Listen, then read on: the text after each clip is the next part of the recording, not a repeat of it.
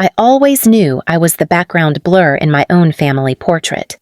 Growing up, my parents treated my sister Chelsea like the only subject worth capturing, polished, poised, and precious.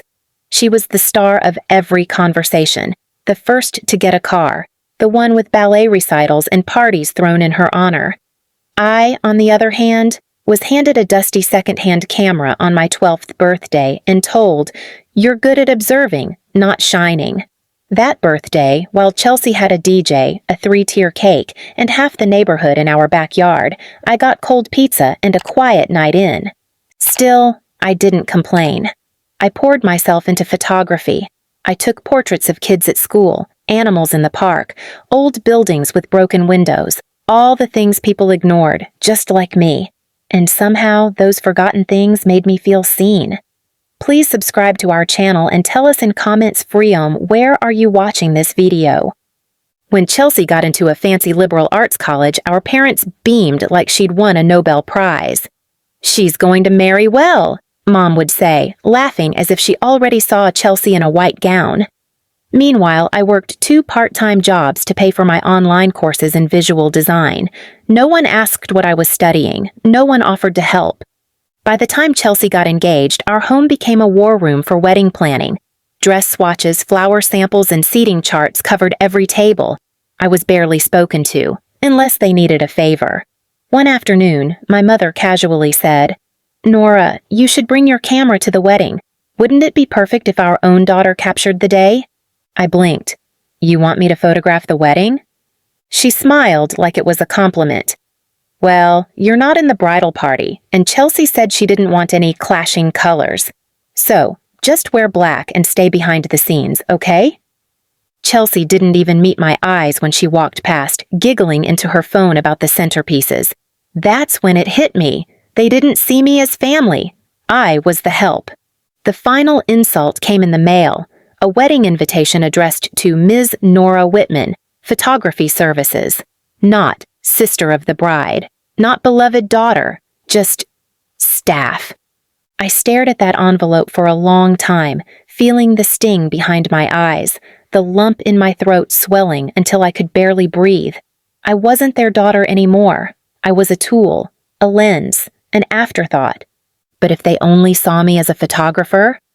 Fine. I'd give them a moment they'd never forget, and I'd frame it exactly the way they deserved. The night I received that invitation, I didn't cry. Not anymore.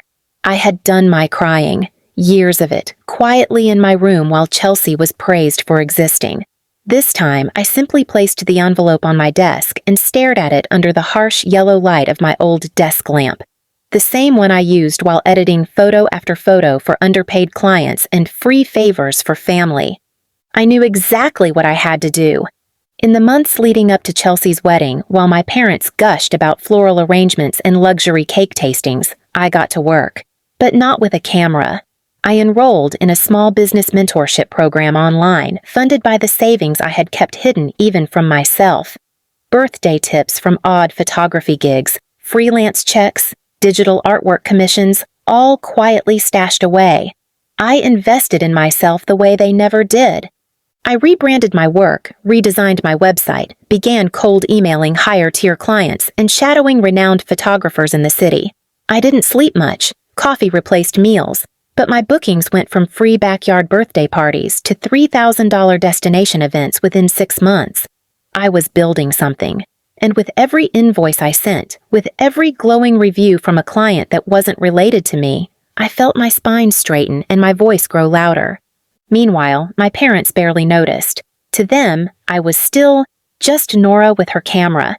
They didn't know I was working with elite event planners or that one of my engagement photos had gone viral after being reposted by a celebrity stylist. All they asked was, "Did you get that photography outfit for the wedding yet?" I smiled. Yes, I did. Chelsea's wedding day arrived with too much sparkle and not enough soul. Everything was drenched in pink and gold, artificial smiles and champagne giggles. I showed up right on time. Not as a guest, not as family, but in black, as instructed. I had a camera slung around my neck, but it was just for show. I had no intention of giving them what they wanted. Instead, I gave them what they deserved. When they handed me a folded list of photo instructions, make sure to get Chelsea and the girls during the bouquet toss. Don't forget Dad's speech. Focus on her, not the crowd. I tucked it into my coat pocket and excused myself. While the ceremony unfolded in the grand ballroom, I left. I had scheduled a meeting with the venue's owner 2 weeks earlier. I had already put in an offer on the property, a beautiful historic mansion on the outskirts of town, struggling financially after the pandemic. With the help of the business connections I'd earned over the past year and a healthy deposit from my now profitable company, the venue was mine in escrow. The paperwork was finalized 2 days before the wedding. Yes, I owned the building Chelsea was getting married in. As the ceremony concluded and guests floated toward the reception hall, sipping wine and complimenting the bride, I returned to the venue office, printed a single page, sealed it in a glossy white envelope, and walked toward the head table. My parents didn't even look up when I approached. They just waved their hands as if dismissing a waiter. Chelsea was too busy taking selfies to care. I placed the envelope gently on my parents' plates and said, "Here's something special from me. Open it together." They barely glanced at me. My mother rolled her eyes and muttered, "Hope it's not another photo album." And then they opened it. My father's brows furrowed first. Then confusion twisted into disbelief. His lips parted. "What is this?" Mom's voice was sharper. "Nora, is this some kind of joke?" Chelsea finally looked up. What's happening?" I smiled softly.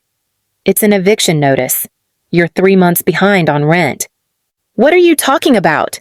Dad snapped. "I bought the venue," I said, voice calm, level, proud. "This entire estate, it's mine now.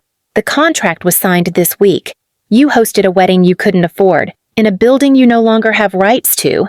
And I wanted to be sure you'd remember that." My mother looked like she'd been slapped. "You're lying!" I pulled out my phone and held up the signed deed. "No, Mom," I said, with the same syrupy tone she once used to humiliate me. "This is me, finally being seen." There was silence, the kind that rings in your ears, then whispers, then gasps. Guests who once pitied me now stared in shock, some with admiration. The servers I'd once stood beside now looked at me like a boss, because that's what I was. They had used me, belittled me, mocked me. But I had turned every insult into income, and this was only the beginning. After the shock of the eviction notice rippled through the room like a quiet explosion, I didn't stay to bask in the aftermath. I turned and walked out of the ballroom, my heels clicking with new weight on the marble floor. I didn't need applause. I didn't need validation from people who once made me invisible. My revenge wasn't about their pain. It was about reclaiming my name. That night, I sat alone in the bridal suite, which, thanks to the transfer of ownership, I had full access to. I poured myself a glass of champagne, the same overpriced label my mother used to say wasn't for people like me. I toasted to the silence, the peace that finally filled the space where shame used to live. I didn't cry, not out of sadness anyway. The next morning, I left a small envelope with the venue staff to deliver to my parents. Inside it was a photo, not of their perfect daughter in her gown, not of the first kiss or the wedding cake. It was a picture of me, standing tall, outside the venue's gate, holding the deed with a soft smile and a caption handwritten beneath in gold ink. Property of Nora Jameson. A week later, I received a voicemail from my father. His voice cracked halfway through. We didn't know how far you'd come. We didn't mean to..." Delete. I got another message from my mother. "Chelsea's moving out. Things are not going well. If you could help with..." Block. And then came a letter from Chelsea herself. Pages long, full of phrases like, "I never realized," "You were always so talented," "Mom and Dad were wrong."